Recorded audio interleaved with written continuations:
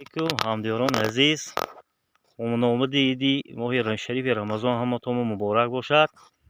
همدیاران من چه خیلی کی تکلیف کرده بودیتون، من در عرفه امی ایدی رمضان برای یک کمبغل بیوه بیچاره یک تحفه، یک وقت چاق شود گفته هدیه، یک خیرات کردگیاتون من چی کردیم؟ رفته من خرید کرده آمدیم. من روغن، یعنی قند سفید، مکرون، یعنی یک 25 لینگه اردوی 50 کیلوگی.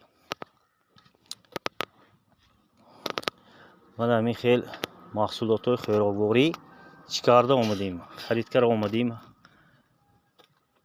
برای همین هم خیرات کرگیاتون الهی خداوند به درگاهش قبول کند. همدیاران عزیز، من چه خیلی دیداستم به ماشینی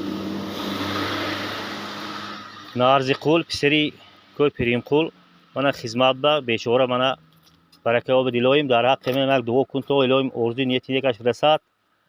رفته از حساب خودش به یگان تین قطعی رفتیم من یاردم دادم، همین چیزای خرید کرده آورده همشه. فقط کمتر همین باران بارداست برای من روش پشتگیم. همدیاران همین خیرات کرگیاتون راضی شویتون، الهی خداوند خیرات کرگیاتون به درگاهش قبول کند. برکه آبتون الهی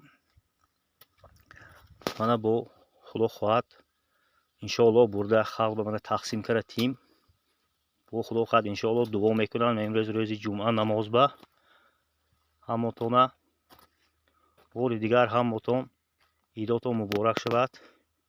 عید ماه شریف رمضان خیرات کرگیاتون خداوند به درگاهش قبول کند. رحمت همدیاران عزیز، من برنج، روغن، قند سفید، مکرون، این ارد، همین محصولات خریده آمدیم. رحمتی کلام همتون.